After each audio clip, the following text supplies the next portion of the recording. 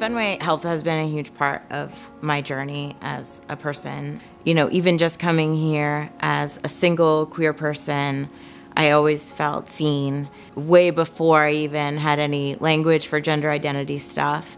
I knew it was a good place to be. I had a lot of trans friends who were in college when I first started coming, and they all came here and got a lot of support. And that was a long time ago, so there was nowhere else really to go. I had a series of health complications last year, and I was grateful that Fenway was there for me in preparation for a series of surgeries I had down the road, but also after, in recovering and in continuing to live my life. I think there's a lot of challenges that LGBT people in general face in healthcare, and I think it's very essential to have a place that's kind of geared towards helping those people so that there aren't those moments where you feel awkward with your doctor or those questions that really don't need to be asked every time or you wish had been asked, and a place where you and your doctor can freely work together to come up with the best treatment plan for you.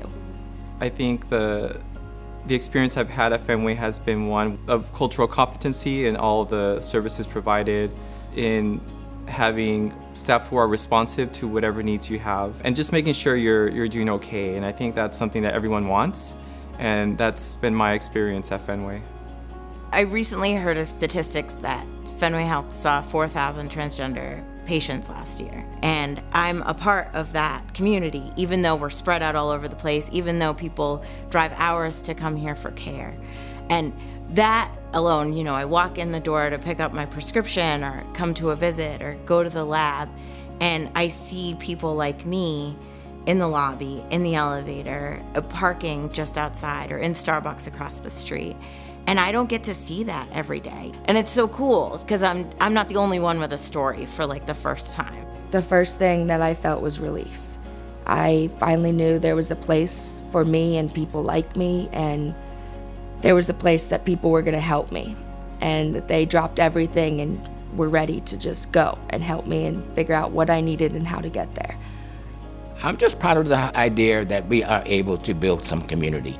I think that's kind of why I got involved in the work, is so that we can build community to try to help improve the lives of those who, particularly those of us in the aging community as it is now. Fenway has connected me with the broader community and has really been encouraged me to do more. I also seen them active in the community and being part of Boston's LGBT community in making sure that we have access to all the healthcare services that we need.